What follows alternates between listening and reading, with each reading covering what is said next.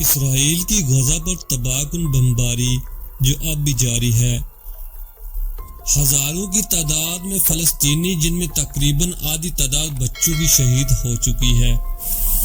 اس کے بعد مسلم امہ کے رہنما، عرب اور اسلامی ممالک کے سربراہان آہر کر مل کر بیٹھے، لیکن زبانی جمع حرج کے سوا کچھ بھی نہ کر پائے، اور ایک مشترکہ اعلامیہ، ایک مذمت، چند مطالبات کر کے چل دیے۔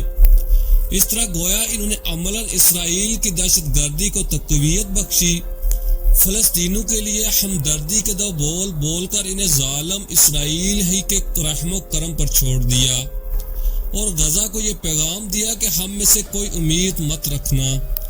امریکہ، برطانیہ، یورپ وغیرہ کو بھی بتا دیا کہ ہم آپ کو نا امید نہیں کریں گے، اور ظالم اسرائیل کے ظلم پر خاموش تماشائی بنے بیٹھے رہیں گے۔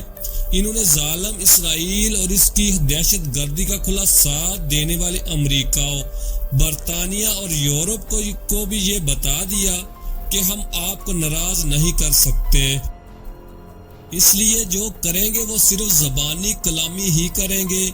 عملاً نہ ہم اسرائیل سے تعلقات ختم کریں گے، نہ اسے تجارت کو روکیں گے، نہ اس کا تیل اور گیس بند کریں گے، نہ ہی اس کی مصنوعات کا تمام مسلمان ممالک میں بائیکاٹ کریں گے۔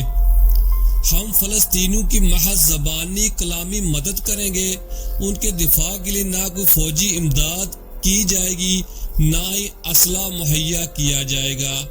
یہ حکمران فلسطینیوں پر اسرائیلی ظلم ڈھائے جانے پر کچھ نہ کرنے کی وجہ سے پوری دنیا میں رہنے والے مسلمانوں کی بددعائیں سمیٹ رہے ہیں۔ انہوں نے کچھ بھی نہیں کیا، البتہ دنیا بھر کے مسلمانوں کو مایوس ضرور کیا۔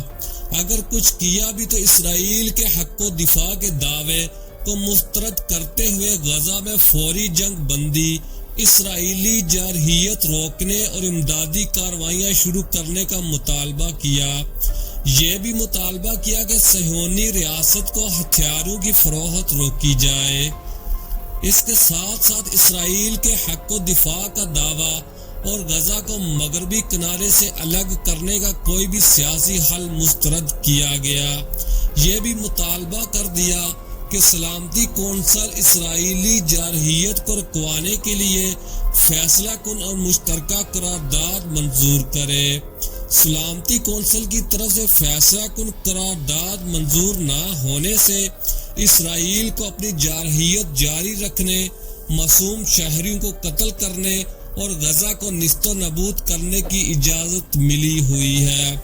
کانفرنس میں شریک سربراہان نے غزہ پر اسرائیل کی بین الاقوامی قوانین کی خلاف ورزی پر مبنی جنگ کو مسترد کیا، اور کہا کہ اسرائیل کے فلسطینیوں کے خلاف حق و دفاع کا دعویٰ کوئی جواز نہیں رکھتا۔